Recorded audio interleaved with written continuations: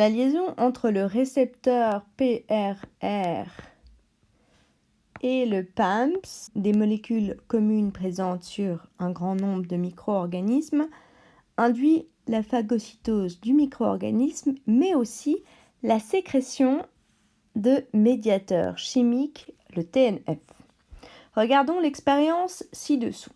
Des macrophages sont mis en culture en présence d'un virus de l'herpès.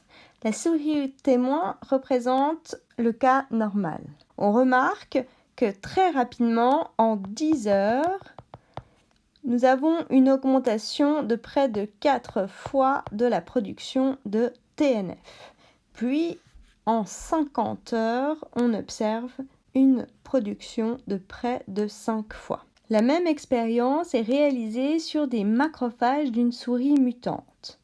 La mutation porte sur un récepteur de l'immunité innée, très certainement de type PRR, comme nous avons vu tout à l'heure. Chez cette souris mutante, l'augmentation de la concentration de TNF est très faible, ce qui montre l'importance de ce récepteur dans la libération de ce médiateur chimique. Les phagocytes sont donc capables d'éliminer les micro-organismes, mais aussi de donner l'alerte. Le TNF est un médiateur chimique du type cytokine.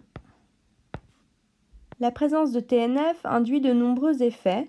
Regardons tout d'abord ces effets locaux. L'addition de TNF de manière locale produit une augmentation de l'expression de la sélectine. En effet, si vous regardez le graphique, au bout de 4 heures après l'addition de la TNF, on remarque une augmentation de près de 8 fois de l'expression de la sélectine. La sélectine est une molécule d'adhésion présente à l'intérieur des vaisseaux sanguins et qui permet la diapédèse. Regardons de manière plus développée le fonctionnement de la diapédèse. Le diapédèse signifie la migration des leucocytes, les cellules immunitaires, à travers la paroi des capillaires. La sélectine que vous voyez ici permet l'adhésion des lymphocytes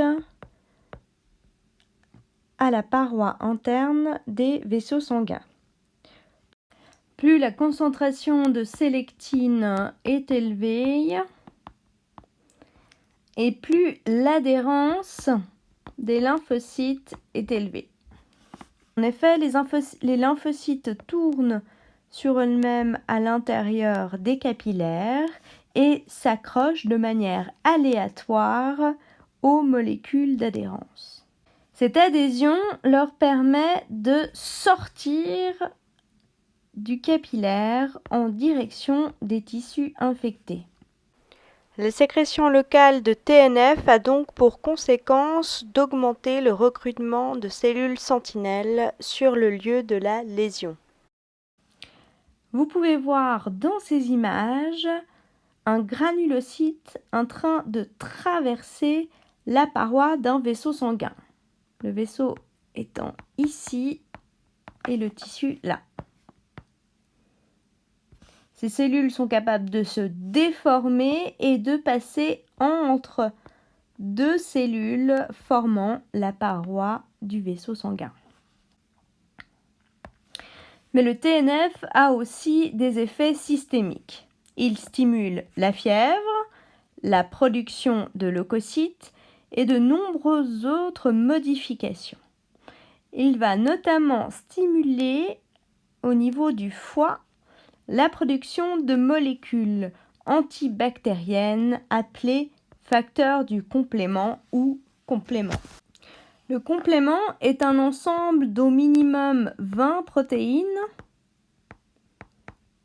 faisant partie du système immunitaire.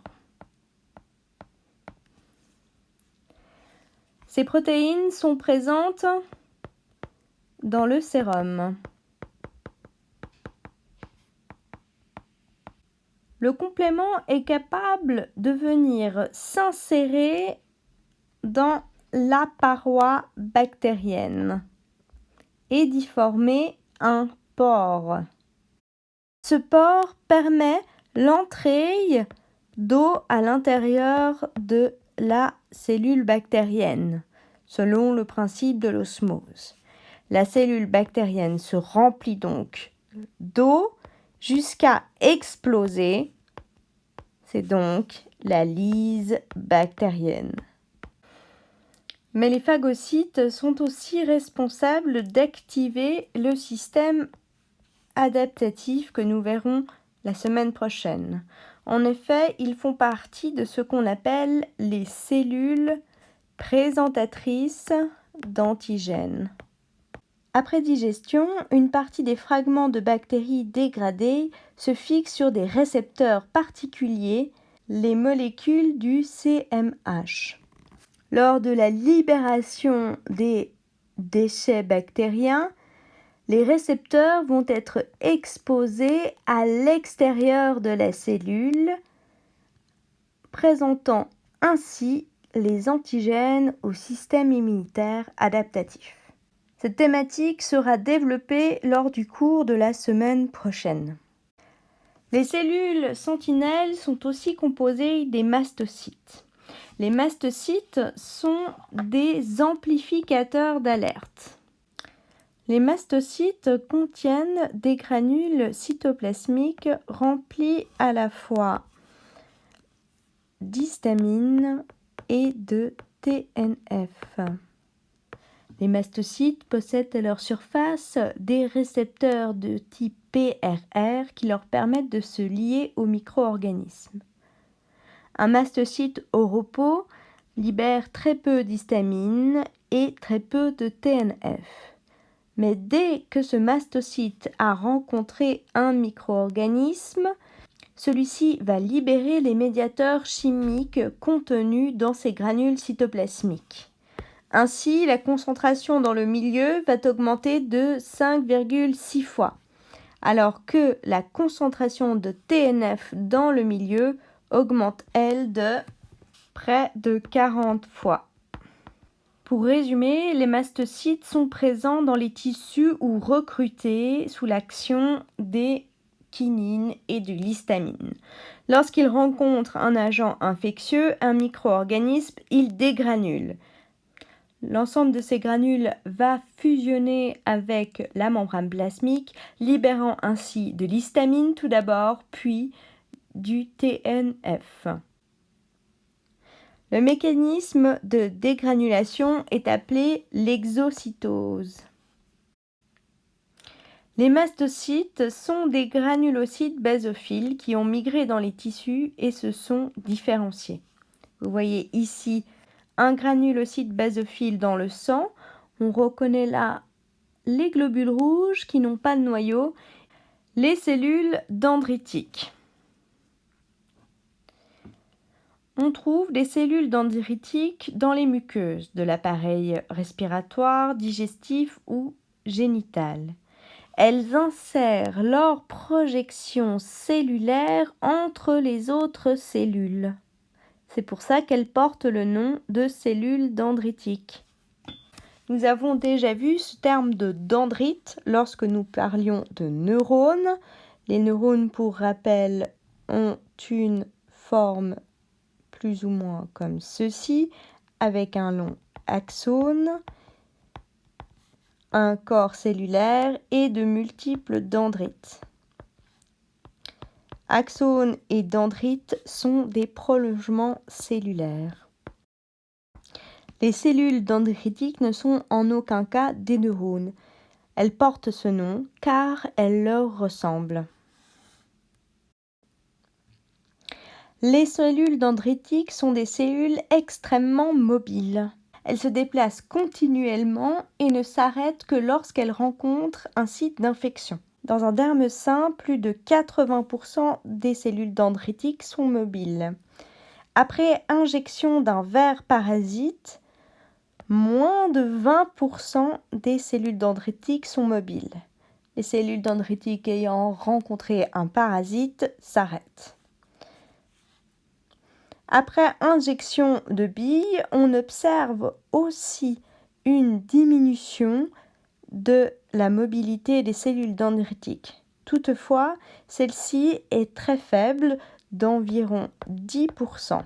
La mobilité des cellules dendritiques est donc influencée par le micro-organisme, ce qui présuppose un système de reconnaissance impliquant un récepteur. Les cellules dendritiques sont aussi des cellules présentatrices d'antigènes. Si l'inflammation persiste, elle phagocyte les agents infectieux et présente les peptides infectieux, les antigènes, à la surface de leur membrane sur le récepteur que nous avons vu tout à l'heure, le complexe du CMH. Vous avez le CMH ici en gris et l'antigène en vert. Les cellules dendritiques migrent ensuite dans les ganglions où elles activent l'immunité adaptative. Nous verrons en détail le complexe du CMH porté par les cellules présentatrices d'antigènes la semaine prochaine. À retenir pour cette séance que le complexe du CMH est porté par les cellules présentatrices d'antigènes et permet d'activer le système immunitaire adaptatif.